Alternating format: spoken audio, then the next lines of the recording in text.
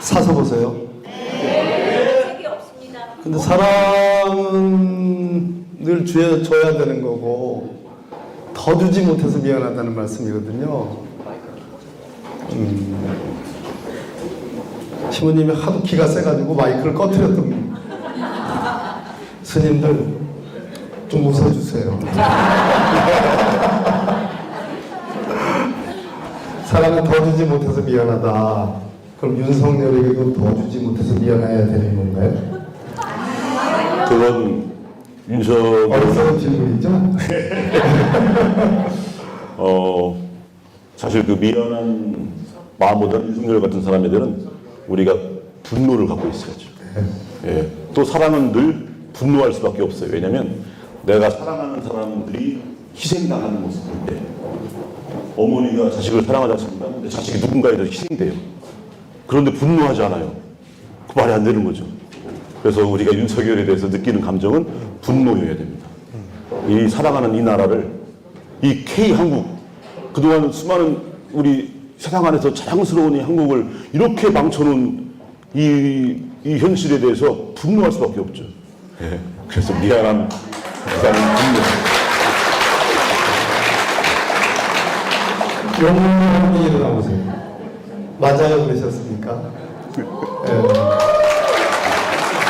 우리가 제 아내가 영어 언어학자인데 말이라는 게 있잖아요. 말이라는 게 다르고 다른 거예요. 근데 우리 어머님이 맞아요 그러잖아요. 맞아요 그러면 날 때려서 맞아요. 예, 오늘은 소위 이제 영어로 말하면 파라독스, 즉 역설의 우리 대화입니다. 그래서 그러면 신부님 윤석열에게 사랑을 더 주지 못해서 미안한가요? 라고 제가 어리석은 질문을 한 거예요. 근데 신부님 그거 아니라고 지금 그러셨는데, 신부님 지금 입으신 옷이요. 네. 옷을 좀 설명을 좀.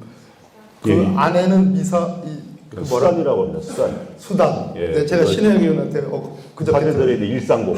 일상복. 예. 원래 신부님들은 이제 불편하니까 이제 더 편한 옷을 입으시지만 원래 이제 사제들이 일상복으로 입는 거고. 수단. 예, 겉에는 이제 고려 왕족처럼 입으려고 한번 제가.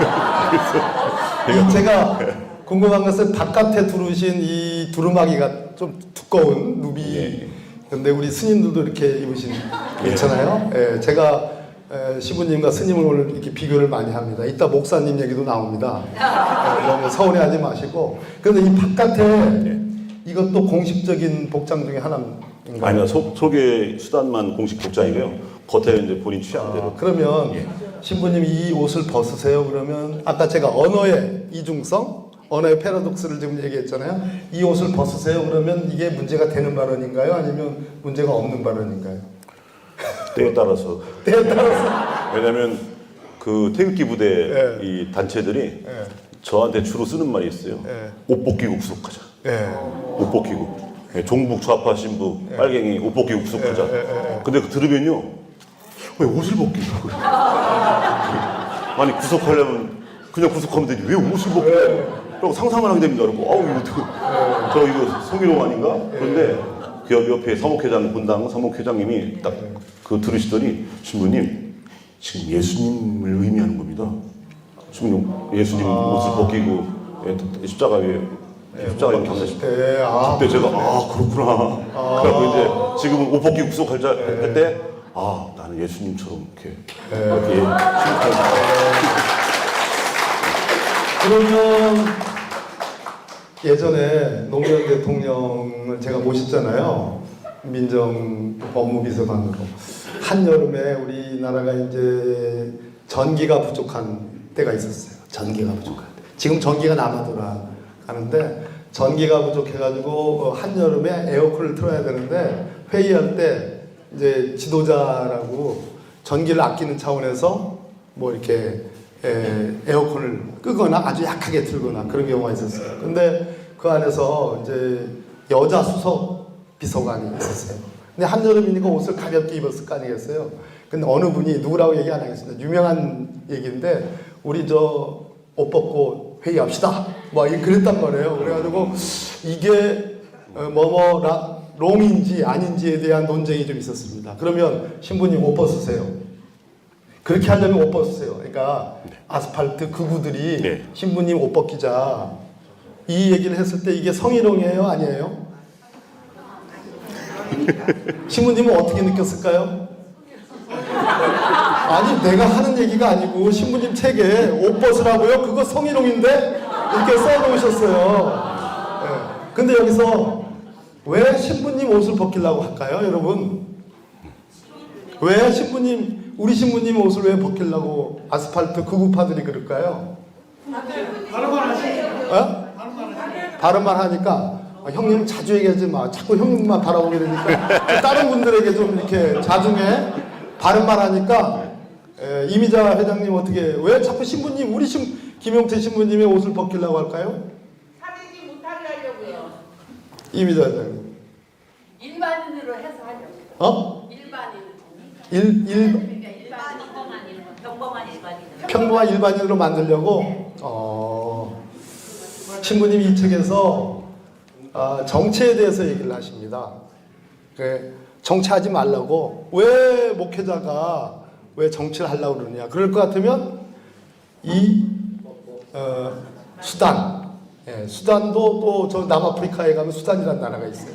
언어의 역설입니다. 이 수단을 벗으라는 얘기는 신부님이 정치적 발언을 하지 말라는 거예요. 누가? 아스팔트 극우파들이. 왜? 신부님의 사회적 영향력, 대중에 대한 영향력, 혹시 정치에 무관심한 사람들에 대해서 굉장히 강력한 한마디를 했기 때문에 그 이전에도 그런데 그 이전에도 앞으로도 우리 마테오 신부님은 항상 우리 곁에 있을 거예요. 제가 왜 신부님하고 이러한 토크를 해야 되겠다. 신부님 그 말씀 강론 때 지랄 발광이라는 말씀 할 때 제가 그날 저녁에 바로 대전에서 내려오면서 찾아뵈려고 했던 그 인연이 이렇게까지 연결됐는데 제가 가장 감명 깊었던 것은 신부님 당연히 사회 평화 또 가지지 못한 사회적인 약자에 대한 돌봄 그분들의 사회를 만들기 위한 노력 다 훌륭하신데 저는 우리 대전교구의 마테오 신부님이 그 희국미사에서 그 세상의 경종을 울리고 윤석열을 정말로 딱 이 지랄 발광이라는 이 네 글자로 세상의 빛과 같은 그런 말씀을 해줬기 때문에 우리 대전 신부님이기 때문에 제가 너무나 좋아한다고. 그런데 왜 지랄 발광이라고 하셨어요? 아마 거의 비슷한 심정이실 것 같아요. 적절한 표현이 없어요. 그 어떤 험한 단어도 윤석열이 저지른 폐악질을 담을 수가 없어요. 예. 그렇다고 제가 막 시정 자폐처럼 막말을 할 수 없는 거고, 제가 또 사회적 위신과 체면이 있기 때문에 더나 거룩한 미사에서 그러다가 고민했습니다. 뭐라고 할까 하다가 이제 겨우 찾은 게 이제 그거고, 또 이제 사전도 찾아보고, 개지랄의 경북 방언이구나. 그 네 글자니까 올해의 사자성어 그래갖고 사자성어는 아니지만 그래도 어쨌든 그 찾은 건데, 어떤 분들은 이제 공격하는 분들은 이제 아스팔트 극우라고 표현되는 뭐 이 사람들 이제 어떻게 사제가 그런 험한 말을 성당에서 미사에서 할 수 있냐라고 하는데, 욕이라고 하는 건 나쁜 놈한테, 그러니까 보통 나쁘지 않고 보통의 선량한 사람에게 하면 그건 욕이 됩니다. 욕 보이는 거죠. 그런데 나쁜 놈한테 할 때는요, 사회적 고발이 돼요. 그 사람이 나쁜 짓에 대해서 폭로하고 고발하는 겁니다.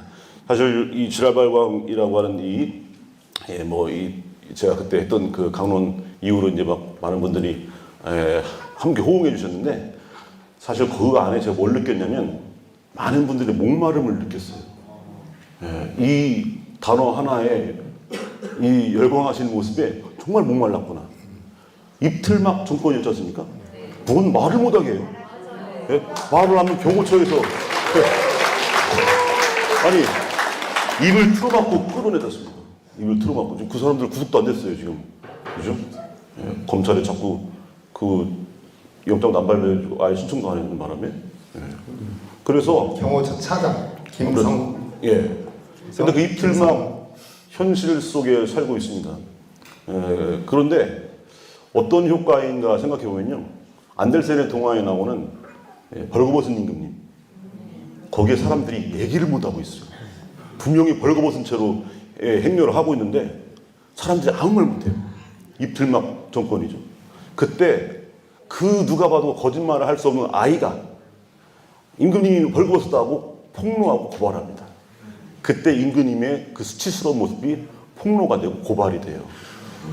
그 효과, 사제가 거룩한 미사에서, 더군다나 지교자 성당, 대흥동 성당, 이 대전교구를 대표하는 성당에서 사제가 그 거룩한 미사에서 하는 이 말이 그 임금님은 벌거벗었다라고 하는 그 아이의 폭로와 같은 효과를 낸 것이 아닌가. 그래서 많은 분들이 느꼈던 목마름을 해소하는 그런 단비 같은 효과가 아니었는가라는 생각합니다. 예.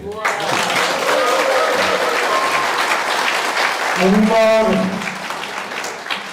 대중들이 느끼는, 국민 대중이 느끼는 갈증, 목마름, 그 민주주의에 대한, 법치주의가 마구 짓밟혀가는 그러한 사회 현실에 대한 갈증과 목마름, 분노의 표출, 이것을 지랄 발광으로 표현하셨는데, 제가 그래서 그 당시에 하얀 수단을 입으셨어요. 그 수단이 아니라고 그러니까 제이라고 합니다. 제이. 제이, 예. 좀 무식해서 죄송합니다. 제이.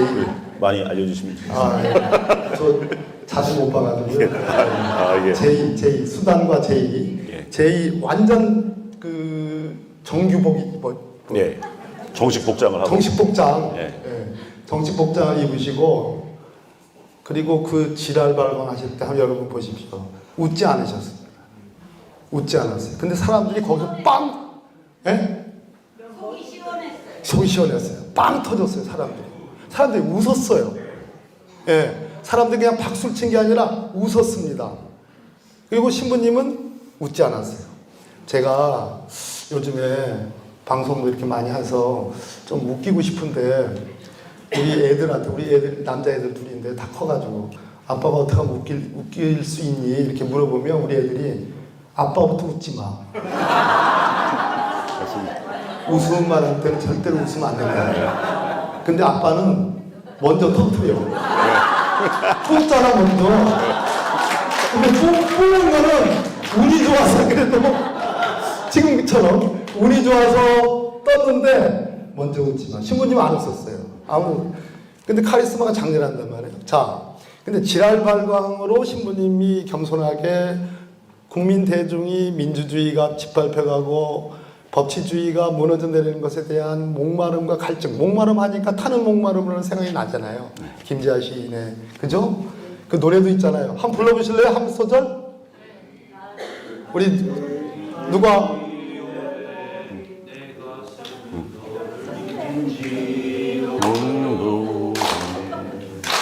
오직 다른 맛을 속 목마름의 기억이 박수. 신부님 계속하세요. 다른 목마름으로 다른 목마름으로 민주주의여 만세. 와! 제 입으로 이렇게 얘기하기는 안 했지만 우리는 아주 품격 있는 윤석열 내란 수계범에 대해서 품격 있게 우리는 오늘 처단의 장을 마련한 겁니다. 그렇죠, 여러분? 네. 그런데 여기서 의문이 있어요. 용서라는 거에 대해서 신부님 여기 쓰셨어요. 용서. 쓰셨죠? 네. 용서. 하나님 다 용서해요. 잘못한 사람도. 근데 여기서 이제 예. 이 악함과 약함을 구분해야 됩니다. 약함에 대해서 용서하는 거예요. 약함. 악함은 배제하고 제거해야 됩니다. 이 두 개 헷갈리면 안 되는 거예요. 예. 우리가 보통 죄는 미워해야 돼, 사람은 미워하지 말라 이런 말 하잖아요. 예. 여기서 사람은 미워하지 말라, 이것은 그 죄를 지은 약함에 대해서는 끌어안는 거예요. 그래서 갱생의 기회를 주는 거죠. 하지만 그 죄, 그 악함, 그 사악함에 대해서는 절대 타협의 대상이 아닌 겁니다. 이게 뒤바뀌어 버리면 어설픈 관용과 용서 이렇게 얘기하는 거예요. 그래갖고 윤석열 탄핵된 다음에 감옥에 갔다가 금방 또 사면해 주자고 막 이런 얘기 나옵니다. 절대 사면해 주면 안 되는 거예요. 예. 이게 대단히 중요합니다. 그래서 용서란 말을 막 하는데 사실상은 이 시대에 용서가 잘못된 것들이 굉장히 많습니다. 용서는요, 피해자의 권리예요. 강요하는 게 아닙니다. 네. 그런데 용서를 강요해요. 위안부 피해자 할머니들한테 이제 그만 용서하세요라고 해요. 쥐들이 뭔데? 이럴 땐 말도 안 돼요 하면 소리 좀 한번 쳐보세요. 말도 안 되는 거죠. 네. 말도 안 돼요. 이제 그만하고 용서해 줍시다. 이런 말들을 많이 합니다. 네. 잘못된 거죠. 용서는 철저하게 피해자가 할 수 있는 권리인 겁니다. 피해자에게 달린 거예요. 다른 사람 얘기하는 게 아닙니다. 그런데 이게 거꾸로 가해자가 강요를 해버려요. 이제 그만 용서해라 이렇게 이런 식으로. 네. 완전히 뒤바뀐 겁니다. 그래서 그 피해자가 상처가 아물고 다 보상이 되고 또 배상도 되고 한 다음에 그 다음에 그 피해자가 용서해 줄 때까지 끊임없이 용서를 빌어야 되는 거예요. 끊임없이. 네.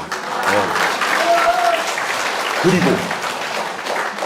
사죄라고 하는 거, 사죄, 용서를 청하고 뭐 죄를 지은 사죄는요, 이것도 가해자 중심으로 요즘 사용하고 있어요. 나는 사죄했다. 아닙니다. 피해자가 받아들일 때까지 하는 거예요. 받아들일 때까지. 그래서 우리 성서 복음에 보면 7번이 아니라 77번까지를 용서하라, 무한정 용서하라라고 했는데 사실 그 이면에 뭐가 있냐면 그 피해자가 받아들일 때까지 7번이 아니라 77번까지라도 무한정 용서 청하고 사죄를 청해야 되는 거예요. 예, 이건 철저히 피해자의 권리인 겁니다. 근데 이 시대는 완전히 뒤바뀌어서 가해자의 권리처럼 피해자의 의무처럼 이렇게 사용되고 있는 거죠. 그러면 신부님, 예. 윤석열 피고인이 내란 수괴이기 때문에 사형, 무기징역밖에 법정형이 없어요. 그러면 아주 중형을 받지 않겠어요? 여기서 뭐 어떤 형을 선고받는다면 내일 신문에 너무 크게 나니까 조선일보에 나쁘게 나오니까 그렇게 얘기할 수는 없지만 혹시나 평생을 지금 용서를 구해야 된다, 가해자가. 그래서 피해자가 권리로서 용서를 받아들일 때까지. 네. 그러면 그럴 리가 없겠지만 윤석열 피고인이 교도소에 들어가서 그럴 리가 없겠지만 네. 평생을 용서를 빕니다 하면 그러면 어떻게 돼요? 그러니까 용서를 빈다고 해서 용서가 되는 게 아닙니다. 아, 네네. 아, 네. 그걸 얘기를 해주세요. 용서를 빈다고 해서 용서를 되냐면. 용서를 해줄 수 있는 권리는 피해자인 대한민국 모두 국민들이에요. 아하. 만약에 모두 국민들이 동의한다면 그때 용서가 되는 거예요. 네. 네. 그런데 그 국민들이 동의하지 않는데 그냥 정치권에서 이제 사면합시다. 네. 예, 정치권에서. 그래서 어설픈 사면들이 전두환의 자연사가 이 시대에 윤석을 만들었다 이렇게 자연사라고 표현하는 게 극단적으로 표현하지만 사형을 시켜야 된다 이런 뜻이 아닙니다. 알베르 까미라고 하는 프랑스의 대분호 작가가 한 말이 있지 않습니까? 어제 범죄를 처벌하지 않는 것이 내일의 범죄에 용기를 주는 것처럼 어리석은 짓이다. 네, 요즘 정청래 위원장이 많이 쓰니까. 그래서 우리 가톨릭 교회는 사형제도에 반대합니다. 네, 물론 여러 가지 의미를 갖다 붙이기 전에 한마디로 표현하면 너무 쉽잖아요. 너무 쉽지 이게 뭐야? 네, 두고두고 갚아야죠. 두고두고. 그래서 물론 좀 더 고상한 표현하면 인간의 생명은 하나님께 달린 것이기 때문에 우리가 함부로 죽일 수 없다. 여러 가지 표현도 있지만 그냥 더 쉽게 표현하면 너무 쉬워요.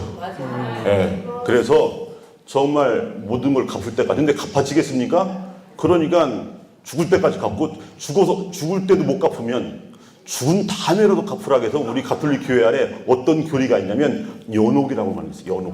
연옥. 천당과 지옥만 있는 게 아니고 연옥이라고 하는 게 있는 게 뭐냐면 죽어서라도 갚아라 이거예요. 네, 죽어서라도. 그게 있는 겁니다.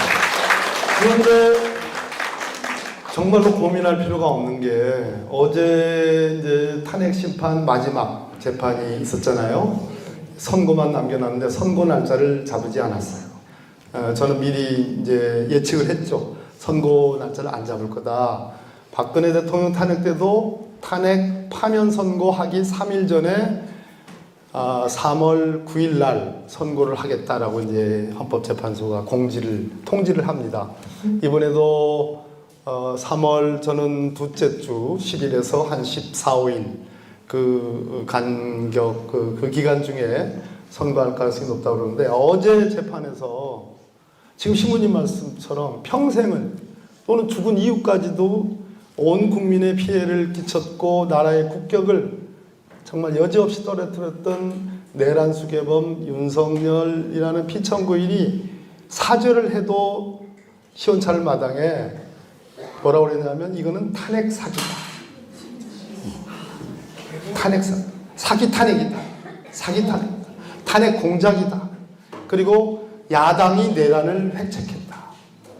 심지어 야당은 북한하고 어떻게 연계가 돼가지고 무슨 하이브리드전 전 그런 용어가 있는 것도 처음 알았는데 하이브리드전 중국과 뭐 북한하고 연계된 부정선거 음모 자기도 그 선거로 당선돼놓고 부정선거 음모를 주구장창 얘기를 하는 거예요. 용서가 아니라 이거는 끓는 물에 아니다. 예, 아니. 너무 흥분하지 마세요. 흥분하면 안 됩니다. 우리는 품격인데. 자, 그래서 용서를 걱정할 필요가 없는데, 다만, 우리가 윤석열이라는 이 시국 상황을 얘기하는 게 아니라, 사실은 이 나라의 상황, 신부님. 예. 이 나라의 상황을 어떻게 보시는지 한번 얘가 여쭤보고, 달라이라마의 용서라는 책이 있습니다. 제가 옛날에 하도 이렇게 방황도 많이 하고 용서받을 짓을 많이 해가지고 달라이라마 그 큰 스님의 용서를 사가지고 엄청 읽었던 기억이 나요. 근데 용서관이 우리 가톨릭에서 말씀하시는 신부님의 용서관과 달라이라마의 용서관이 조금 다른 듯해요. 그래서 아까 신부님이 악함과 약함 이렇게 말씀하셨는데요. 요거 먼저 한번 제가 소개를 한번 드리고 예. 여기에 대해서 어떻게 생각하시는지. 고통을 견뎌낼 수 있는 인내심을 키우기 위해서는 피해자 입장에서요. 고통을 견뎌낼 수 있는 인내심을 키우기 위해서는 우리를 상처 입힌 누군가가 있어야 한다. 가해자 얘기예요. 상처를 입힌 누군가가 있어야 한다. 그런 사람들이 있어서 우리는 용서를 해줄 기회를 얻는 것이다. 용서를 해줄 기회를 얻는 것이다. 진정한 승리자는 적이 아닌 자기 자신의 분노와 마음을 이겨낸 사람이다. 감히 제가 범접할 수 없는 어마무시한 그런 말씀이에요. 여기 대해서 어떻게 생각하시나요? 저는 회개, 용서와 회개가 맞물려 있는 건데요. 회개라고 하는 건 개인적 차원의 회개가 있고 보통은 개인적 차원의 회개를 많이 얘기합니다. 근데 한번 생각해 보세요. 윤석열이라는 사람이 회개하겠어요? 예. 그러면 절대 아니죠. 네, 사실 보통 이제 이 말씀 아까 이 말씀은 사실 용서라고 하는 것 안에서 이렇게도 표현합니다. 그러니까 자기 자신을 위해서 용서하라라고 하는 이런 차원이기도 해요. 예, 보통 그런 얘기가 있죠. 물컵 여기에 물이 절반이 있는데 이 물의 무게가 몇 g이냐라고 할 때 이 물의 무게는 들고 있는 시간에 비례하는 만큼의 무게인 겁니다. 그래서 오래 들고 있을수록 무거운 거죠. 마찬가지로 내 마음의 화, 분노 이걸 내 안에 오래 갖고 있으면 이것이 나를 녹슬게 하고 욕먹고 나를 힘들게 하니까 흘려보내라라는 차원의 용서의 말씀인 거고, 예. 그래서 이 달라이라마의 말씀은 그 말씀대로 의미가 있습니다. 나를 살리기 위해서 이제 그런 상처나 아픔들을 흘려보내고 그래야 내 안에 새로운 새살이 돋는 것처럼 내 안에 새 삶이 돋아나니까, 예, 그건 내가 해야 할 내 삶을 이루기 위한 노력들인 거고, 이제 그 사람이 죄에 대해서는 그 죄에 대해서 덮고 넘어가는 것은 용서가 아닙니다. 예, 그래서 제가 회계 얘기했지만 용서를 얘기했는데 회계. 예, 회계라고 하는 건 개인적 차원의 회계를 얘기하면 회계 안 하는 놈들이 너무 많아요. 그죠? 예. 안 하는 놈? 예. 놈들이 많습니다. 예. 보통 이제 놈자 소리 부를 사람들한테 뭐 하다가 자꾸 그분, 뭐 사모님, 뭐 여사 하는데 아니에요. 그놈 혹은 그렇죠. 그래서 이 회계라고 하는 건 뉘우친다는 회와 고칠 게가 있습니다. 고쳐야 되는 건데 스스로는 안 돼요. 그러면 사회적 회계가 있어요. 사회적 회계는 뭐냐? 사회적 회계. 윤석열의 뉘우친과는 상관없어요. 그 사람은 뉘우치지 않아요. 그러면은 사회적 회계는 먼저 성찰하는 겁니다. 왜 이런 일이 일어났는가? 예. 우리가 도대체 그동안 어떻게 했길래 이런 일이 일어났는가 반성해야 돼요. 그죠? 왜 박근혜 탄핵 이후에 또 윤석열이 등장했는가? 왜 전두환 이후에 또 윤석열 같은 사람이 등장했는가? 이걸 우리가 돌이켜보고 성찰해야 됩니다. 그 다음에 예. 우리의 뉘우침이라고 하는 게 또 뭐가 있냐면 우리의 뉘우침은 윤석열이라는 사람 혹은 그 시절에 전두환 같은 사람 박정희 등등 그들에 의해서 수많은 피해자들이 생겼죠. 그 피해자들의 아픔에 동참해야 돼요. 그들이 얼마나 괴로웠고 얼마나 아팠는가. 지금도 그때 그 고문 후유증으로 등등 빨갱이란 낙인을 지켜서 지금도 온전히 살아가지 못하는 그들의 삶 그것에서 아파야 됩니다. 그리고 분노해야 돼요. 이것이 우리의 뉘우침인 거예요. 그리고 또 한 가지는 우리에게 고해성사라는 것이 고해성사. 고해성사. 예, 우리 가톨릭에는 고해성사가 있습니다. 고해성사의 단계가 있어요. 성찰, 생각해야 돼요, 내 죄를. 그다음에 정계라는 게 있습니다. 아니, 통해가 통해. 아파야 돼요. 뉘우치고. 그다음에 정계라는 게 있는데 다시는 죄짓지 않겠다고 다짐하는 거예요. 그다음에가 고백입니다. 고백. 내 죄를 인정하는 거예요. 그다음에가 뭐냐면 보속이에요. 보속. 내가 그걸 기워 갚아야 돼요. 예. 그냥 사자가 사제경 외워줬다고 끝나는 게 아니고 내가 내 죄로 인한 피해를 끼친 것을 내가 갚아야 돼요. 살아생전에 못 갚으면 죽어서라도 갚아야 돼요. 이게 있는 거예요. 마찬가지로 그 단계로 보면 사회적으로 생각하면 성찰이 바로 그동안 우리 삶, 돌이켜보는 우리 역사를 왜 이런 일이 벌어졌는가. 그리고 뉘우침은 우리 안에 같이 아파하고 같이 공감하고 그리고 우리 주위에 아파하는 사람들에게 관심 갖고 함께 해야 돼요. 이게 우리들의 뉘우침인 겁니다. 그리고 분노해야죠. 그리고 고백의 단계처럼 고백은 뭐냐?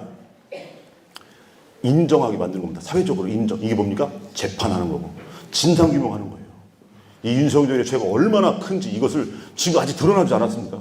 명태균 게이트 하면서 뭐 조금 지금 드러나나 말라 하고 그 큰 몫은 우리 의원님께도 이제 해시할 몫이긴 한데 어쨌거나 그것을 사회적으로 이 사람이 얼마나 큰 죄를 졌는가를 명명백백하게 밝히는 거 이것이 우리 개인적으로 고해성사할 때 고백과 같은 거예요.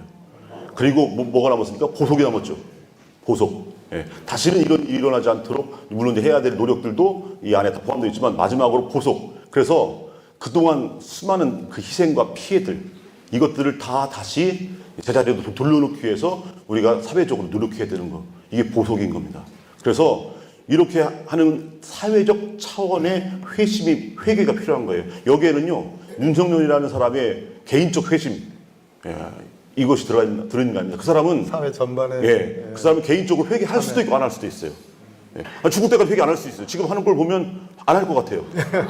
그런데 우리는 사회적 차원에서 우리 모든 걸 해나가야 됩니다. 그래야만이 우리 사회가 건강해지는 거예요. 이게 중요한 거예요. 그 안에서 용서란 단어는 그 안에서 다시 사회적 차원으로 바라봐야 되는 거예요. 네.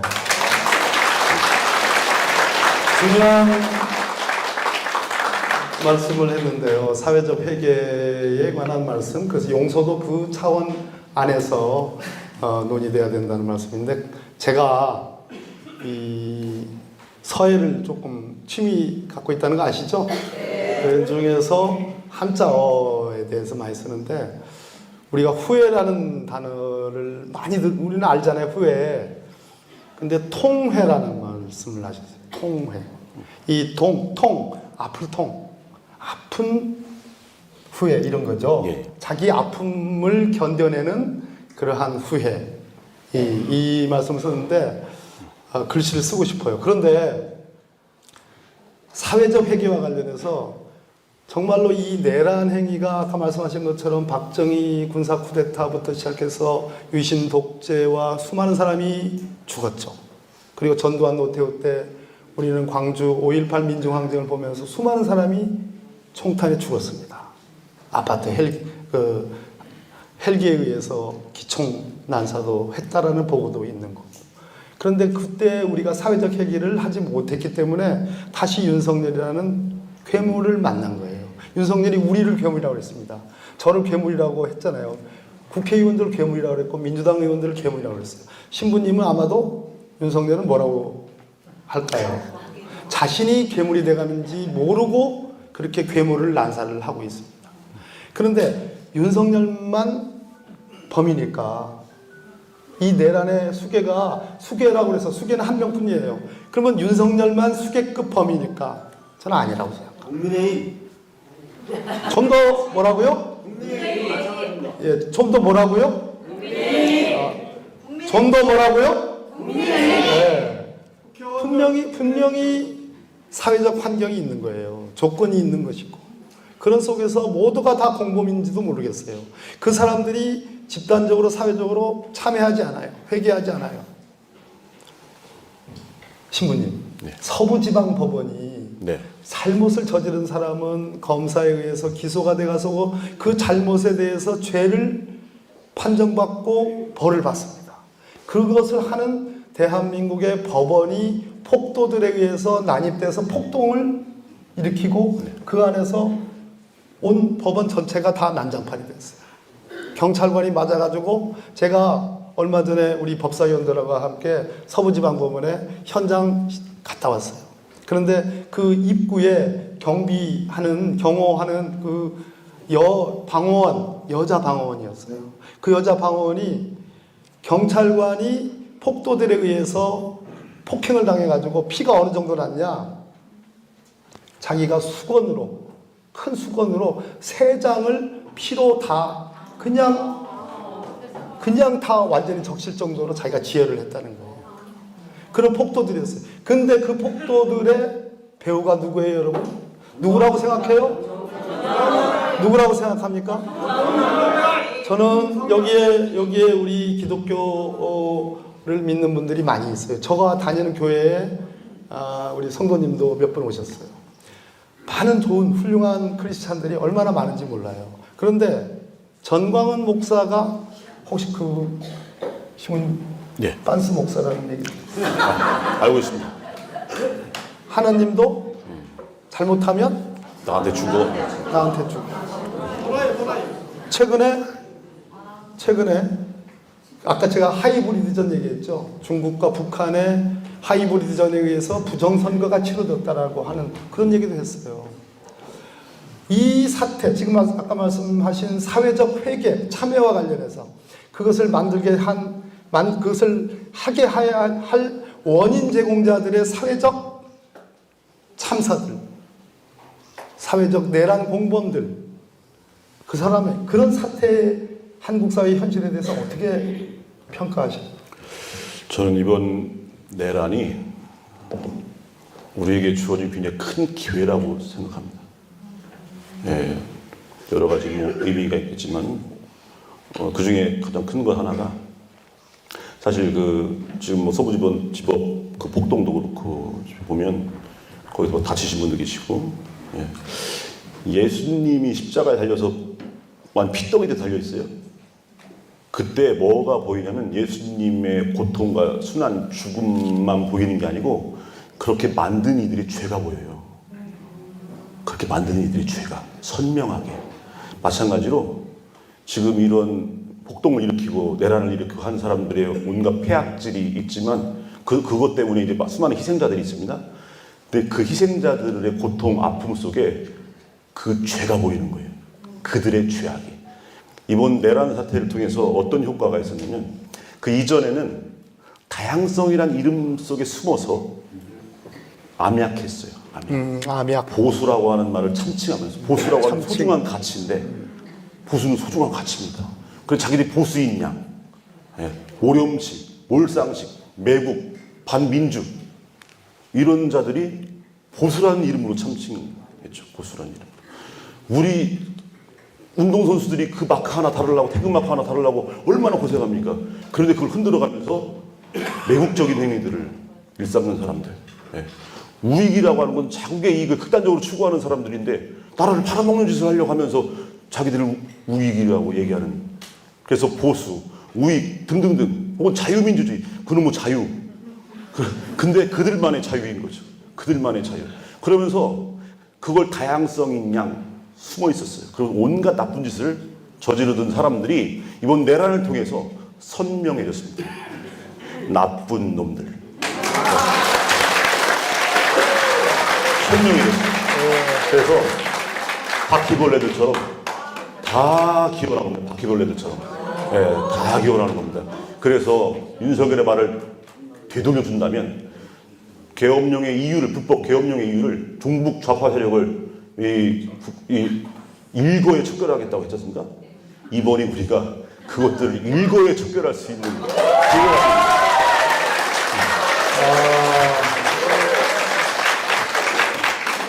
여기서 조금 시켜야 되겠어요.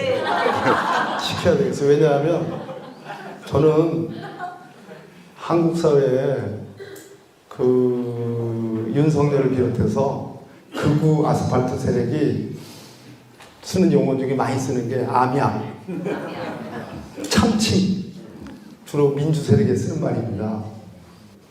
근데 우리 마테오 신부님이 그들을 가리켜서 참칭하고 암약하고 있다고 이런 말씀 쓰는 거 보니까 와, 좀 열 좀 시켜야 되겠습니다. 이번에 네. 저기 12월 9일에 시국미사 때 네. 저희들이 미사하고 평화 행진을 했어요. 그때 저희들이 태극기를 들었습니다. 태극기를. 물론 이제 약간의 차별화를 위해서 안중근 의사 대한독립이라고 하는 그 태극기와 상해 임신정부 태극기를 들었어요. 근데 그때 그 의도는 뭐였냐면 태극기를 되찾고 싶어요. 이 소중한 거. 그래서 이제는 되찾아야 할 때입니다. 되찾아야 할 때. 나쁜 놈들에 의해서 되찾을 때이다. 자, 너무 어두운 얘기만 했어요.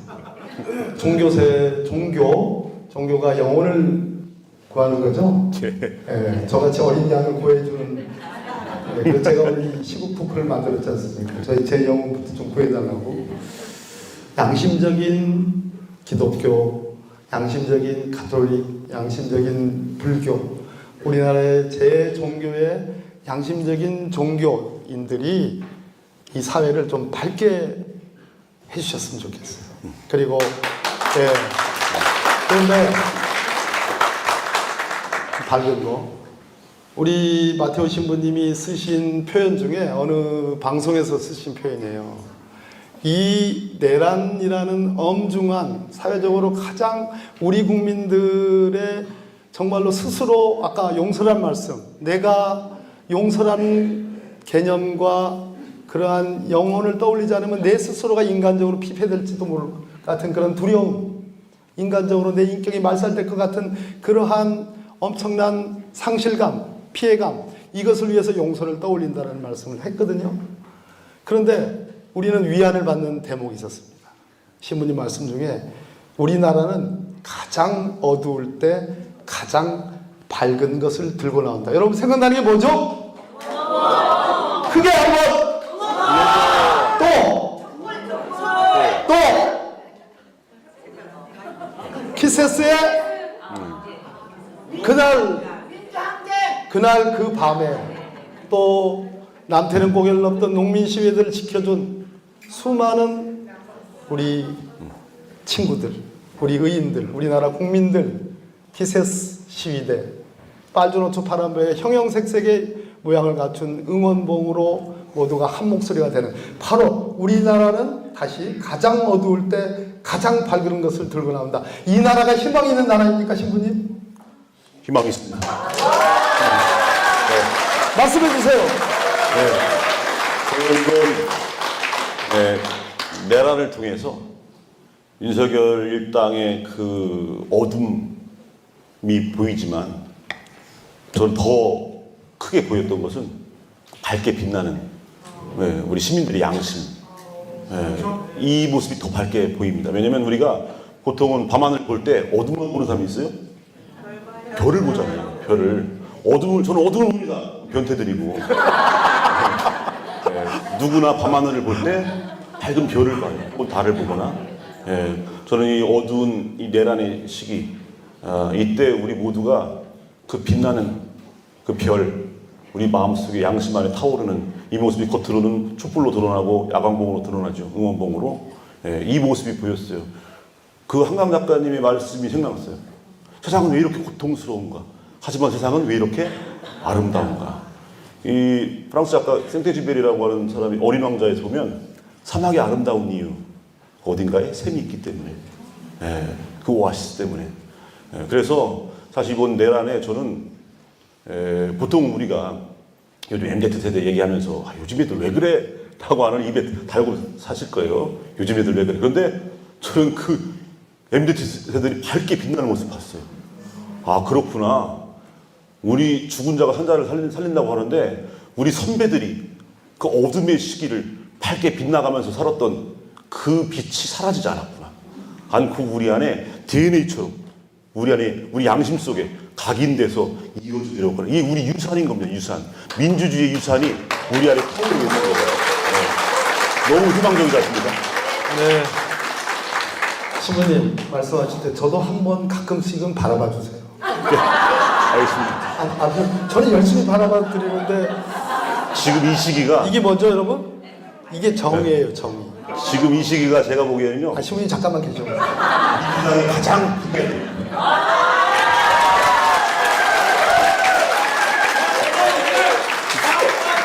근데요, 신부님이 여기에 정의를 쓰셨어요. 정의, 갚아주는 정의. 정의가 갚아주는 걸 잘 이해가 안 갔죠? 신부님이 제가 이 자리 만들었는데 저는 한 번도 안 바라봐 주시고 계속 여러분들을 바라보면 여러분들과 저하고 완전히 인격이 동일하면 모르겠으나 인격이 다른 주체잖아요. 저는 안 바라봐 주셔. 이거는 갚아주는 정의가 아니에요. 그죠? 근데 신부님이 이 책에서 정말로 독특한 정의관을 쓰셨어요.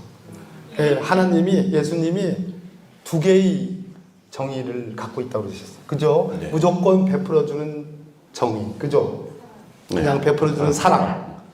근데 이 베풀어주는 사랑에 대해서는 보수적인 신자든 진보적인 신자든 다 동의한다는 거예요. 그래서 그냥 베풀어주는 사랑은 흔히 말해서 사회적으로는 사회복지예요.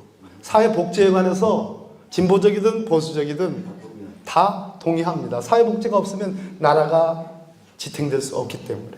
그런데 이 갚아주는 정의가 도대체 뭐건데, 갚아주는 정의 얘기만 나오면 쌍심지를 틀고 그냥 눈을 시뻘겋게 해가지고 빨갱이니 뭐니라고 하는 사람들이 있다는 거예요. 근데 우리 신부님은, 예수님은 갚아주는 사랑까지도 하신다, 이 말씀인데 그 설명 좀 제가 제대로 얘기하고 있는 건가요? 예. 예. 아유, 훌륭하십니다. 네, 오랜만에 봐주십니다. 우리가 실천해야 할 사랑의 모델을 우리가 이제 하느님, 예수님께서 보여주신 모습, 또 우리가 이제 항상 우리 스님들은 이제 부처님의 자비하심 이렇게 하면서 모델이지 않습니까? 우리도 이제 예수님을 통해 드러나는 사랑을 우리가 실천하는 사랑으로 얘기하는데, 그 사랑에는 두 가지 모습이 있는 거죠. 예. 하나는 거저주는 거. 그런 또 하나는 갚아주는 게 있습니다. 브라질의 돔헬더 까마라 대주교님이 계세요. 주교님이신데, 뭐 주교가 어떤 분인지는 대충 신문이나 방송에 보시면 가끔 보시죠. 그 브라질의 유명한 가난한 이들의 아버지라고 이렇게 존경받는 주교님이세요. 그분이 예전에 돌아가셨습니다. 늘 가난한 이들과 함께 하셨던 분. 그분이 하신 유명한 말씀이 있습니다. 내가 사람들에게 빵을 나눠주니까 나를 보고 성인이라고 해요. 성인. 그런데 내가 그런데 그렇게 열심히 일하면서 왜 빵이 없습니까? 라고 물어봤더니 나를 빨갱이라고 하더라고요. 예. 분명히 빵이 있어야 되는데 누군가 뺏어가잖아요. 왜 빵이 없습니까? 묻는 순간 나보고 빨갱이라고 그래요. 하느님의 사랑 안에는요, 정말 우리에게 빵을 주시는 그 사랑이 있지만 그 빵을 뺏어가는 놈들이 못 뺏어가게 하는 그 정의. 예. 만약에 뺏겼다면 내가 반드시 갚아주겠다. 반드시. 예. 예, 지금은 저들이 군림하고 세도를 부리면서 너희를 죽이고 희생시키지만 이승에서 못다 한다면 죽어서라도 반드시 갚아주겠다. 이 뭡니까? 이게 심판의 개념인 거예요. 그래서 그놈들은 지옥 가는 거고 너희들은 나중에 결국은 배부르게 될 것이다. 이걸 갚아주겠다고 하는 겁니다. 예, 이 갚음이 없으면 우리 억울해서 어떻게 살아? 억울해서. 그래서 우리 삶 안에 반드시 갚음이 있어야 됩니다. 그걸 우리 정의라고 하는 거예요. 그 희생과 그 아픔, 고통에 대해서 보상해주고 혹은 배상해줘야 돼요. 그렇게 갚아나가는 겁니다. 그래서 그런데 의원이 아까 말씀해 주셨던 것처럼 세상에서는 아까 그 까마나 대지교님의 말씀처럼 거저주는 빵을 주는 일에 대해서는 박수칩니다. 근데 왜 빵이 없어요? 누가 뺏어갔어? 저 사람이 뺏어갔어요. 그럼 함께 맞섭시다 하면 그걸 빨갱이라고 그래요. 옷 벗고 정치나 하라거나 아니면 정부 좌파신 분 북한이나 가라. 전 북한 싫어요. 저는 여기가 너무 좋아요. 북한 가라고 그러는데 그런데 그래서 이 거저주는 사람과 갚아주는 사랑이 하느님의 사랑을인데 이걸 우리가 실천하는 건데 이 두 개가요. 이 두 개를 실제로 우리 삶 안에서 구현해내는 것이 뭐냐? 정치입니다. 왜냐하면 정치의 정자는 정치는 잠깐요. 좀 이따. 알겠습니다. 예, 그러니까 이건 먼저 말씀드리고 예. 나중에 정치의 정사정자는요 발을 정의 실복자인데 바로 잡는다는 뜻이에요. 갚아준다. 네. 정의가 돼요. 그리고 다스릴치는 물수변의 별태라고. 별태는 사람 코와 입 모양입니다. 물을 잘 다스려서 먹여 살려주는 거예요. 먹이는 겁니다. 뭡니까? 사회복지. 이게 거저주는 사람입니다. 이 우리 신앙 안에 들어있는 거저주는 사람과 갚아주는 정의가 정치 안에 들어있는 거예요. 이걸 구현해내는 것이 바로 정치인 겁니다. 네.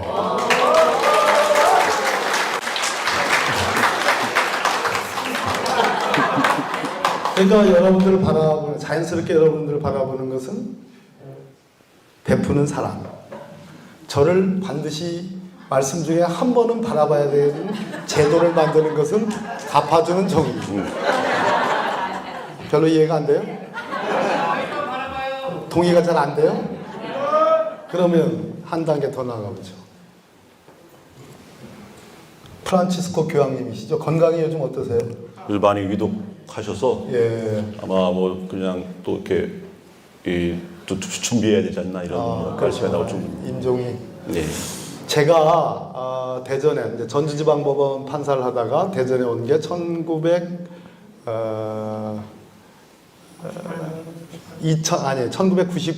2001년입니다. 2001년에 대전에 왔어요. 어머님을 모시려고. 법원에서 출석이 틀렸고 요즘에 우리법 연구에 나오는 게 그거잖아요. 그 당시는 그거 달면은 출석이 틀린 거였어요. 근데 뭐 저쪽 사람들이 요즘엔 우리법 연구회가 무슨 출세하는 뭐 코스라고. 우리는 정말로 법원 안에서 민주화 운동 뭐 어떤 우리 법을 가장 우리 신부님이 말씀하신 정말 힘없는 사람들을 위해서 뭔가 도움이 되는 그러한 법률의 해석, 남이법이 아닌 우리법 이제 그렇게 했는데 제가 2001년에 왔는데 그때 우리 마테오 신부님이 지금 직함이 정의평화위원장, 대전교구 정의평화위원장이세요. 그리고 무슨 국장이잖아요. 네, 사회보고마국장. 그 당시에 대전교구의 그 직함을 갖고 계신 분이 지금 추기경님이 되셨습니다. 누구죠? 유흥식 라자로 추기경님이 지금 로마 교황청의 행정부 장관 맞죠? 맞나요? 성직자, 예. 성직자 담당. 예. 성직자 담당 예. 장관 하면서 추기경님이에요. 그래서 제가 마테오 신부님한테 그때가 2001년인데 제가 지난번에 제가 고기 사드렸다고 그랬잖아요. 그때 우리 신부님도 언젠가는 추기경님이 좀 되시라고 그 전에 주교님이 좀 되시라고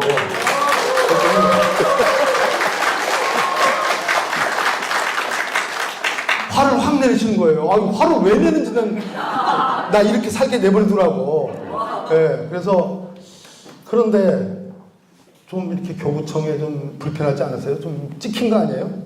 제가 아닙니다. 아까 말했듯이 찍혀가지고 저는 판사를 더 할 수가 없어가지고 나왔더니 더 좋은 일이 있었는데 노무현 대통령을 만나는. 네. 예.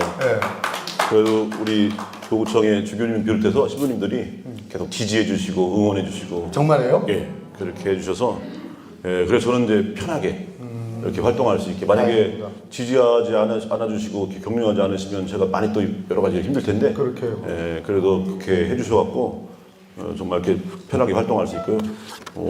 또 한 가지는 이제 뭐 우리 김수환 추기경님 아시죠? 네. 김수환 추기경님이 추기경 딱 되셨을 때 하신 말씀이 있어요. 이제 가난하게 살기는 다 틀렸구나. 예, 그 지위와 직함이 주는 어쩔 수 없는 사제로서 할 수 있는 것들이 만날 수 있는 사람들 더 밑바닥으로 내려갈 수 있는 게 더 많습니다. 그런데 주교라는 직함, 추기경이라는 직함이면 어쩔 수 없이 한계가 있어요. 그래도 만나는 레벨들이 조금 더 그렇기 때문에 김수환 추기경님이 굉장히 가난한 이들을 생각하시고 함께하시고 그런 훌륭하신 정말 평생 가난하게 사신 분이신데 그럼에도 불구하고 이 추기경이라는 직함에 대해서 그렇게 생각하셨거든요. 이제는 다시는 가난하게 살 수 없겠구나 이렇게 말씀. 겸손한 표현이지만 저도 살짝 그거 따라서 해본 겁니다. 살짝 따라. 근데 2001년에 그러고서 딱 20년 조금 더 걸렸어요. 제가 지켜볼 거예요. 네, 정말로 이 말씀이 아니 추기경님이 되셔서 주교님이 되셔서 정말로 한계가 없는 가난하게 살기는 틀렸구나 하지 마시고 가난하게 꼭 바람직하고 좋은 건 아니잖아요. 그렇지만 그 마음, 가난한 마음, 가난한 사람을 따뜻한 눈으로 보담아줄 수 있는 그 마음이 혹시 떨어질까봐 하는 그런 걱정이신데 그래도 저는 기대해 볼 겁니다. 20년 후에 우리 마태오 신부님이 대한민국의 또 대전에서 나오신 주교님이 될 거라는 그런 희망을 안고 시원찮은데 반응은? 자, 그런데요 신부님 여기 정치에 대해서 쓰셨어요. 정치.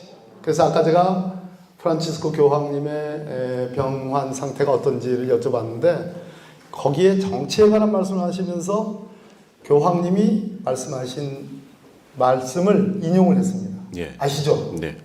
그거 소개해 주시면서 도대체 우리 그렇게 정치할 것 같으면 못 벗어 라는 말씀을 들을 정도로 도대체 마테오 신부님에게 대한민국의 정치는 무엇이며 정치는 국민들에게 어떻게 다가가야 되는 것인지 한 말씀.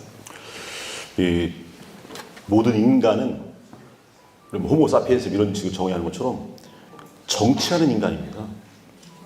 정치와 무관한 인간이 나는 무인도에서 혼자 살아니까 무관하다라고 하는 사람이 있다면 그것도 잘못 알고 있는 거예요. 무인도에서 혼자 살게 되는 정치적 이유가 있는 거예요. 네. 그러니까 정치와 떨어져서 설명될 수 있는 인간이 아니에요. 네. 그리고 모든 인간은 정치에 참여해야 할 권리와 의무가 있습니다. 네. 참여에서 대표적인 건 정치인 거예요. 정치 참여. 우리 민주주의는 그렇게 정치 참여를 하는 이 시민들로 이루어지는 거죠. 종은요 참여할 수 있어요, 없어요? 없죠. 종은 주인 마님들이 얘기하는데 종이 간섭하면서 그거 이렇게 하시면 되지 않습니까? 했다가는 멍석말이 당하고 이놈이 어디 감히 마님들 얘기하는데 이렇게 되죠. 참여한다는 것은 내가 이 사회의 누구다? 주인이라는 뜻입니다. 주인이다. 그런데 정치에 참여하지 말라 이거 뭡니까? 종처럼 살아라는 얘기죠. 제가 왜? 우리가 왜? 예, 그래서 적극적으로 참여해야 되는데 특별히 프란시스 교황님은 뭐라고 하냐면 정치는 공동선을 위해 이루어진 정치는 가장 큰 형태의 사랑의 실천이라고 그래요. 왜냐? 여러분들이 개인적인 사랑은요 옆에 누가 밥 굶고 있으면 주머니에서 뭐 10,000원짜리 한 장 꺼내든지 뭐 해갖고 뭐 이렇게 줄 수 있죠? 국밥이라도 사 먹으라고 옆에 가진 빵을 나눠주는 거 한 사람 먹이는 거죠. 정치는요 모든 국민들을 다 먹일 수 있어요. 정치는. 그래서 가장 큰 사랑의 실천일 수 있는 겁니다. 이 기회를 왜 우리가 스스로 주인이 그걸 왜 버려요? 그런데 거기에 국민의 범위 안에 종교인이 포함이 안 돼요? 네? 포함 안 돼서 누가 있습니다. 그래서 우리는 더 적극적으로 정치에 참여해야 되는데 특별히 그리스도인들은 더 적극적으로 해야 돼요. 더 적극적으로. 왜냐? 우리는 정치를 뭐로 이해하냐면 하느님이 세상을 다스리는 것이 원래 정치의 원형이에요. 하느님이 세상을 만드시고 그냥 방치하신 게 아니고 당신이 세상을 그렇게 정말 아름답게 만드는 다음에 이것을 내가 이 세상을 다스리듯이 그렇게 너희들이 다스려라 하고 인간에게 위임하신 겁니다. 인간에게. 그렇게 위임받아서 세상을 아름답게 가꾸는 것이 정치인 거예요. 그런데 그래서 여러분들은 다 수많은 정치들을 해요. 가정 안에서 정치가 있고, 예? 학교 안에서도, 직장에서, 저마다의 조직이나 단체 안에서 정치가 이루어져요. 그런데 나라라고 하는 큰 덩어리는 우리 모두가 참여하기에는 너무 여러 가지로 어려움이 있지 않습니까? 그래서 대표자를 뽑는 겁니다. 이렇게. 대표자를 뽑는 거예요. 그래서 그 대표자를 통해서 위임, 우리가 고용 준 겁니다. 우리가. 피고용인이고. 그래서 천찮으면 맞아. 그래서 이 대목에서 하나님이 인간에게 하나님의 정치가 있는데 정치에 대한 규정이 이 책에 잘 돼 있습니다. 섬기고 제가 두 가지밖에 못 외우겠는데 뭐 섬기고 뭐 이렇게 하고 그 정치를 위임을 했다고 그랬어요. 그러면 여러분들 주권자 지금 신부님이 말씀하신 주권자인 여러분들이 이런 사람같이 이런 종을 만들어 가지고 위임을 했어요. 위임을 했는데 신부님은 모든 여러분들이 다 정치를 해야 된다. 프란치스코 교황님도 그것이 최고의 선이다. 정치에 우리가 무관심하게 되면 나보다 못한 사람들의 지배를 받는다는 유명한 말이 있잖아요. 그렇죠? 그런 일이 없도록 하기 위해서라도 여러분들이 정치에 참여하고 정치를 하셔야 돼요. 그러면 저는 뭐를 먹고 살죠? 여기서 이 위임을 철회할 수 있는 위임인지 하나님은 인간이 정치를 잘 못하면 당신께서 주신 그 위임을 철회할 수도 있는 건가요? 그것까지도 우리에게 위임하신 거죠. 그것까지도 돌려줄 건지 말 건지. 왜냐하면 자유라고 하는 거 있잖아요. 우리의 자유의지. 하나님이 우리를 사랑하시지 않습니까? 그렇게 우리 고백합니다. 사랑하게 되면요, 나를 거부할 수 있는 그런 자유까지도 인정하는 거예요. 예, 내가 새를 사랑하면 새를 잡아다가 새랑 속에 넣으면 안 됩니다. 숲으로 가야지. 내가 숲으로. 예, 그런 것처럼 하나님께서 우리에게 위임하셨다는 것은 우리 안에 일어나는 수많은 비극, 참극, 전쟁 이런 것까지도 사실 당신이 왜 하나님은 왜 이런 걸 두고 보십니까가 아니라 그걸 바로잡을 수 있는 그 자유까지 우리에게 주신 거예요. 그러니까 어떤 면에서 보면 방관자처럼 보이지만 그게 우리에게 주어진 자유라고 하는 겁니다. 우리는 이성이 있고 양심이 있기 때문에 그 자유의지 안에서 더 좋은 세상을 만들어가려고 노력하는 거고 어둠 속에서도 밝은 걸 만들어내려고 노력하는 거죠. 와. 저도 맑게나 한다고 자꾸만. 네. 여러분 그거 아시죠? 오늘 이 분위기가 제가 좀 약간 이렇게 좀 쭈그러들어야지 제가 보신 마테오 신부님이 빛나다는 그러한 그 기획 의도를 좀 아시죠? 네. 조금 못나 보이게. 그런데 하나님은 그래요. 인간에게 도대체 그 위임의 범위, 위임과 관련해서 도대체 니네들이 내가 위임한 대로 하고 있는지 여부를 판단하는 것도 니네들에게 맡긴다. 그러면 이 현실 세계에서 우리 지금 여기에서 주권자인 여러분들과 위임받은 박범계가 잘 못한다. 나쁘다. 뭐 그럴 일은 없겠지만 그러한 일이 벌어질 때 주권자인 국민은 회수할 수 있는 거잖아요. 그렇죠. 그것은 분명하죠. 예. 그건 제가 위임을 받은 제가 제 마음대로 그것조차도 제 마음대로 판단한다 이건 아니죠. 그건 아닙니다. 그 아예 희망이 별로 없네요. 그러니까 계속 잘할 수밖에 없네요, 여러분. 그렇죠. 네, 모든 권력은 권한이어야 돼요. 권한. 한계가 지어져야 됩니다. 한계 지어지지 않은 권력은 폭력이 돼버리고 지금 현재 현실이 그렇지 않습니까? 우리가 물론 권세가들을 표현할 때 나는 새도 떨어뜨리는 이런 표현을 쓰지 않습니까? 나는 새를 어떻게 떨어뜨려요? 한계를 뛰어넘는 얘기인 거죠.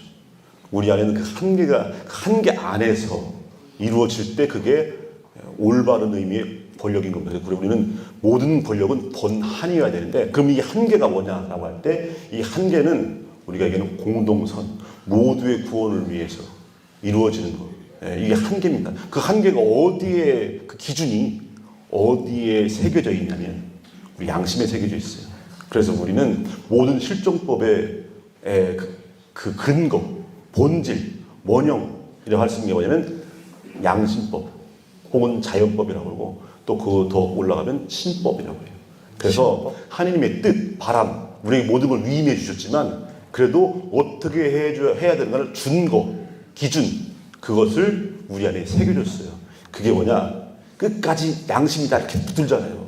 물론 정말 양심이 망가진 사람들이 우리가 TV로 보고 있지 않습니까? 그렇지만 보통의 시민들이라면 그 양심 안에 새겨진 맹자님은 이걸 불인지심이라고 해요. 차마 뭐뭐뭐 하지 못하는 마음. 아이가 물에 빠졌을 때 그냥 지나치지 못하고 어떻게 그걸 구하려고 하죠. 그 아이의 출신 성분이 어떤 거가 따지지 않습니다. 그냥 지나쳐가지 못하는 이 마음이 모든 사람들의 양심 안에 새겨져 있는 거예요. 우리 칸션스라고 하는데 이걸 라틴어로 콘센시아라고 해요. 콘센시아. 센시아는 라틴어로 지식입니다. 지식. 콘은 뭐냐? 모두의. 공유하는 공유. 그러니까 모두가 공유하는 저 사람만의 양심, 이해할 수 없는 이게 아니고요. 양심이라고 하면 모두가 알고 있는 거예요. 그래서 그건 뭐와 통하냐면 상식과 통해요. 그래서 양심은 결국은 상식과 같아요. 모두가 다 예상할 수 있는 거예요. 저러면 안 되는 거지. 이건 그 사람만 특별히 도덕적으로 훌륭해서가 아니라 모두의 마음속에 그러면 안 되는 거지. 아무리 그래도 대통령이 어떻게 국민의 가슴에 총불을 들이대고 이건 아니지. 이게 양심이고 이게 상식인 거예요. 이것이 우리를 지켜주는 선이 되는 거고 그 선이 뭐냐? 권력이 지향하는 것 안에서 넘지 못하게 하는 선이 되는 겁니다. 네. 조금 머리가 맑아지셨어요? 여러분도 솔직히 신부님 말씀 중에 계속 뭐 윤석열을 까고 뭐 하고 그럴 줄만 아셨죠? 네, 근데 이제 시간이 1시간 반이 다 돼가는데요. 시간 가는 줄 모르고 지금 얘기를 했단 말이에요. 그런데 어제 법정에서 희한한 얘기를 윤석열 쪽에서 얘기를 했습니다. 전 세계에서 소위 국가라는 예전에 자연적인 상태에서 사람들이 국가가 없으니까 만인에 대한 투쟁이 있던 시기가 있었다. 만인에 대한 투쟁. 그래서 그것을 극복하고 뭔가 인간이 제대로 존중받고 여러분들과 같은 사람들이 계약을 맺어서 국가를 만들어서 우리가 적으로부터 침공을 막고 또 뭐 재산권이 박탈되는 것도 막고 그럴 필요성이 생겼다. 소위 사회계약설이라는 겁니다. 그런데 만인에 대한 투쟁이 일어날 것이다라고 협박하는 사람이 있었어요. 저는 이걸 토마스 홉스가 한 얘기거든요. 이 토마스 홉스의 만인에 대한 투쟁 이후 단계인 리바이어턴이라는 아주 법학자들에게는 굉장히 중요한 말인데 그렇게 만인에 대한 투쟁으로 마치 파면 선고가 나면 윤석열을 지지하는 사람들을 선동해서 나라는 어떻게 될지 아무런 걱정도 없이 그냥 나라를 두동강 내가지고 아니죠. 3분의 1은 여전한 3분의 1을 두동강 내가지고 나라를 흔들려고 하는 그것을 보면서 저 사람이 인간인가? 한 나라의 대통령이었을까? 그럼 우리가 그 3년 동안 우리의 국격이 훼손되고 뒷걸음질 친 거는 도대체 양으로 따지면 어느 정도일까? 돈으로 따지면 어느 정도의 규모일까? 전 그런 생각을 했습니다. 법을 전공한 사람으로서 만인에 대한 투쟁을 경고하듯이 얘기하는 저 윤석열의 저 비겁함과 뻔뻔함에 대해서 정말로 가슴이 아픈데 그래서 기도를 해야 돼요. 저 있죠? 기도를 열심히 하는 사람입니다. 웃지 마십시오. 정말 열심히 합니다. 어디 가서 어떻게 기도를 하느냐고 묻지를 마세요. 네. 그래서 아까 우리 종교를 이끌어 주시는 위대한 성직자들이 교파와 관계없이 종교와 관계없이 정말로 나라를 구해 주셔야 되고 밝은 나라로 세계적인 선진국으로 만들 수 있는데 이렇게 후퇴한 대한민국을 다시 원상복구시키려면 얼마나 많은 노력이 필요한데 그런데 파면 선고가 나면 그것을 승복하지 않고 만인에 대한 투쟁을 얘기하는 윤석열의 입장을 보면서 정말 이 나라가 어떻게 가야 될 것인가. 왜 제가 기도라는 말씀을 드리냐면 이 책에 아니 예수님은 왜 기도를 하면 안 들어주시나요? 스님 열심히 절에 나가서 기도하면 들어주시는 경우가 많았던데 왜 예수님은 열심히 기도하면 안 들어주시나요? 라는 우문, 어리석은 질문에 우리 신부님이 아주 명쾌하게 써놓으신 것이 있습니다. 도대체 기도는 무엇이고 왜 기도가 우리 일반 사람들이 생각할 때 들어주지 않는 것인지 그런 궁금증에 대해서. 네.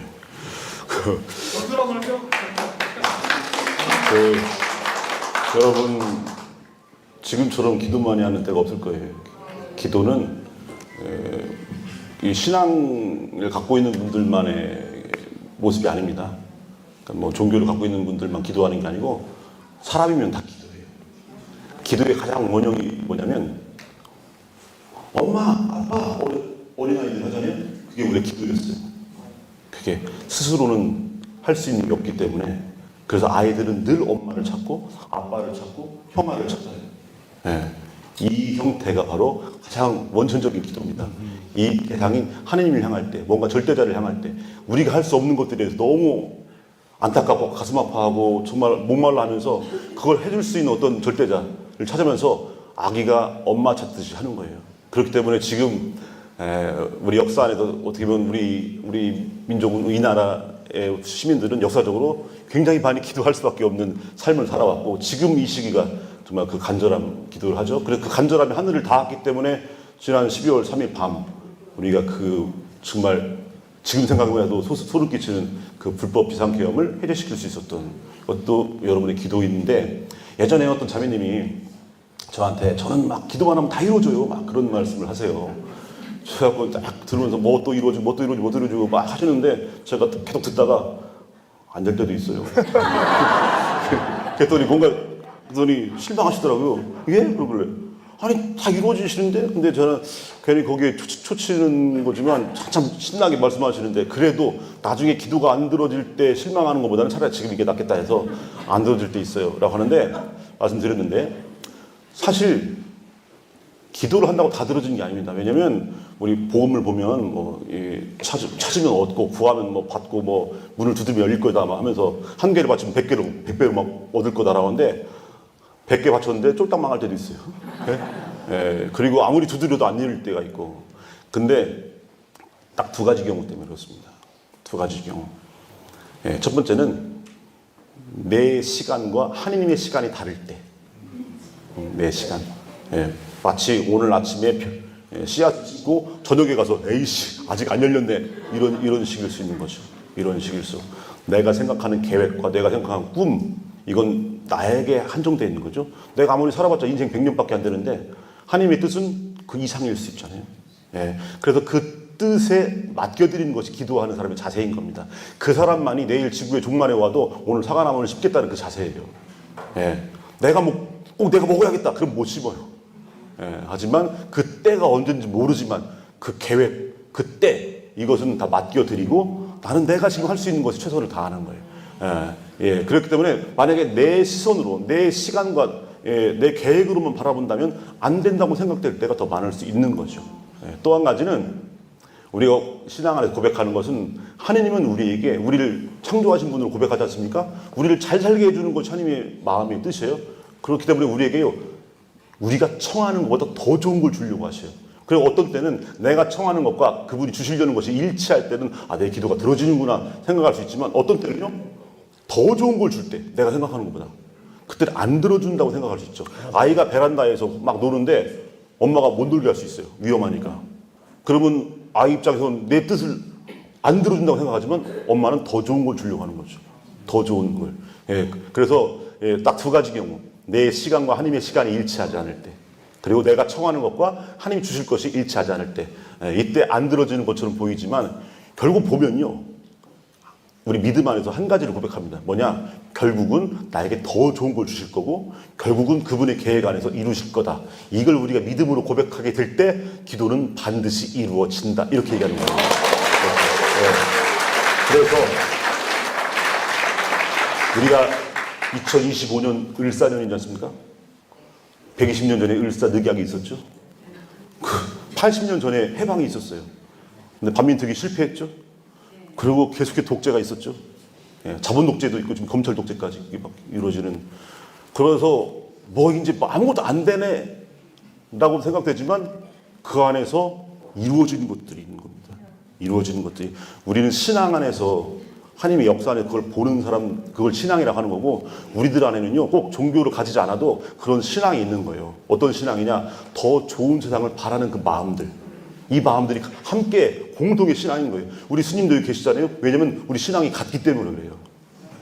목사님 계신지 모르겠지만 하여튼 간에 우리가 삶으로 모일 때 목사님도 계시고 스님도 계시고 신부들도 있고 이렇게 모여요. 교리로 모이라면 못 모여요. 그런데 아파하는 사람들 울부짖는 사람들 이런 사람들이 자리에 함께 와 있어요. 왜냐? 공동의 신앙이 있습니다. 그게 뭐냐면 더 나은 세상 모두가 함께 사는 세상 이걸 바라기 때문에 거기서 함께 염원해요. 함께 기도하고. 하지만 우리의 바람은 그래서 당장 내일 이루어질 거라고는 생각을 안 해요. 왜냐면 그 시간 언제인지 몰라요. 하지만 당장 내일 이루어질 것처럼 행동하는 겁니다. 이것이 우리가 기도에 대해서 해야 할 자세인 겁니다.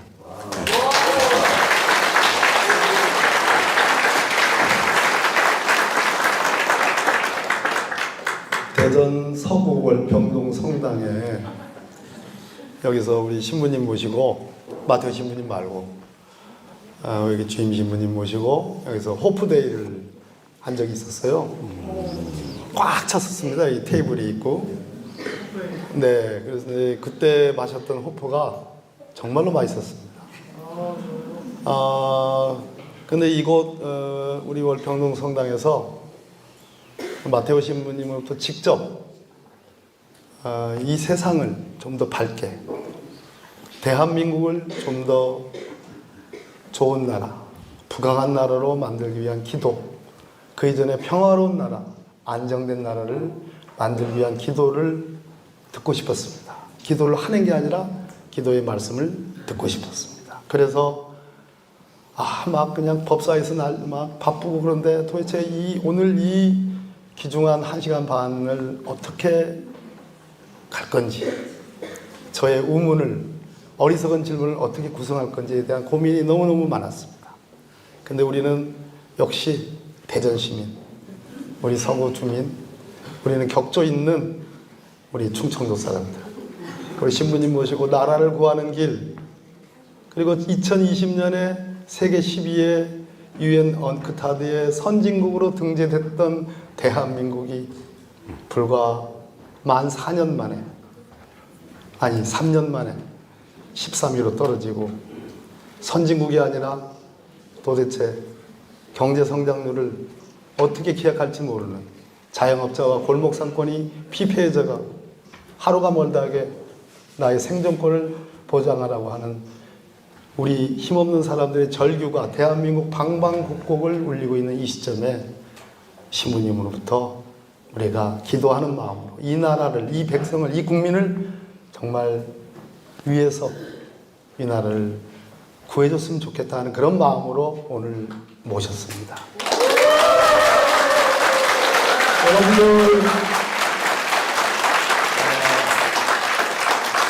종교적인 그런 거에 혹시 편견을 오늘 행사에 대해서 혹시 가질지도 모르겠다 하는 혹시라도 아니면 이 영상 오늘 이렇게 다 중계가 되는데요.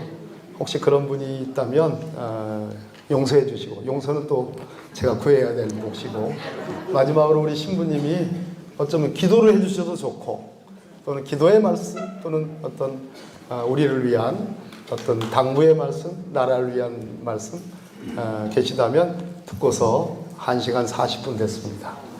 오늘 시간을 마치도록 하겠습니다. 네, 일단은 두 분 스님 이렇게 계신데 죄송한 마음부터 이렇게 올라와서 이렇게 그래서 이런 자리에 제가 또 감히 이렇게 여러분들 함께 또 물론 대표로 또 의원님과 함께 얘기 나눌 수 있는 또 영광 등등 이런 것들 또 긴 시간 또 함께 계시면서 함께 해주신 모든 분들 죄송함과 감사함 함께 정말 기도로 주님께 봉헌하고 싶습니다. 그리고 사실 지금 1시간 40분 동안에 시간이 그렇게 된지 몰랐는데요. 함께 사실 기도하는 자리였어요. 그죠? 우리의 염원, 우리 마음이 하늘에 지금 계속 닿고 있을 겁니다. 마지막으로 이제 정말 마지막으로 드리고 싶은 말씀은 그 영화 서울에 보면 성공하면 혁명, 실패하면 반역 아닙니까? 하잖아요. 사실 그건 독재자들이 쓰는 말이기도 하지만 전두환, 박정희, 윤석열 같은 사람이 쓰는 말일 수 있지만 우리에게 해당되는 말입니다. 우리는 지금 혁명의 시기를 보내고 있는 거예요. 이거 실패하면 반역의 시대로 되돌아가 버려요. 그래서 우리도 이거 실패하면 큰일입니다. 혁명의 시간인데 혁명이라고 하는 게 보면 혁자가 가죽 혁자를 쓰지 않습니까? 이 가죽 혁자는 가죽 피자와 달라서 이건 가공 중인 가죽을 혁자로 표현해요. 그래갖고 보면 상형문자에 보면 가죽을 펴놓고 무드질하는 모습입니다. 그러니까 고친다 뜻이 고친다. 명은 이제 명에 따라서 여기서 천명 하늘의 뜻에 따라서 사람 고치는 건데 근데 이건 영어로 레볼루션이라고 하지 않습니까? 라틴어를 보면 레볼루치오라고 해요. 레볼루치오. 레는 다시란 뜻이고 볼루치오는 볼루토라고 하는 말에 나온 건데 볼루토는 구르는 거예요. 회전. 그래서 혁명은 뭐냐면 돌아서 다시 제자리로 온 겁니다. 뭐냐? 회복시키는 거예요. 우리가 지금 모든 걸 다시 제자리로 본래 하느님 보시기에 좋았던 세상 우리가 꿈꾸는 그 세상 원래 그 세상이었는데 온갖 탐욕과 죄악 때문에 망가져 버렸죠. 그걸 다시 제자리로 돌려놓는 이걸 혁명이라고 하는 거예요. 뭔가 그냥 다 바꾸고 새롭게 한다가 혁명이 아니고 되찾는 겁니다. 우리 아름다운 인간성을 되찾고 우리의 양심을 되찾고 그리고 수많은 왜곡되고 삐뚤어지고 잘못됐던 것들을 다 되찾는 것들 이게 혁명의 본질이거든요. 그 중요한 기로에 우리가 서 있습니다. 그리고 그 기회를 하느님께서 우리에게 주신 거고요. 어쩌면 이번 내란이 아니었으면 또 2년 더 살았어야 돼요. 그런데 정말로 여러분의 기도가 하늘에 닿아서 이 기회가 온 겁니다. 전화위복이 돼야겠죠. 그래서 지금 우리는 혁명의 시대를 살고 있는데 정말로 다시 제자리로 되돌려놓는 이 모습이 쉽겠습니까? 너무 어렵죠. 그래서 지금 이 시기는 또 다른 표현으로 하면 대한민국을 수술대 위에 올려놓은 거예요. 수술의 시기인 겁니다. 사회 대개혁의 순간이죠. 수술은 뭐냐면 가장 아픈 곳에 칼을 들이는 게 수술이에요. 그동안은요 아프다고 수술을 계속 거부해왔어요. 그러니까 덧나고 더 전이 되고 이제 망가질 지경으로. 그래서 아프지만 가장 아픈 곳에 칼을 들이대는 이 수술을 우리가 외면해서는 안 되는 겁니다.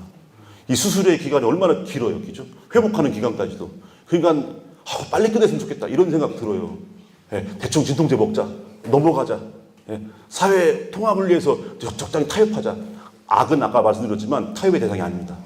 그렇기 때문에 우리가 사회 대개혁 수술의 기간이 지난해 보이고 힘들게 보이고 답답해 보이고 좀 불안해 보여도 이 기간을 우리가 모두의 염원, 기도하는 마음으로 봉헌하면서 모두가 함께 살기 위한 그런 좋은 세상을 염원하면서 이 기간을 잘 이겨냈으면 좋겠습니다.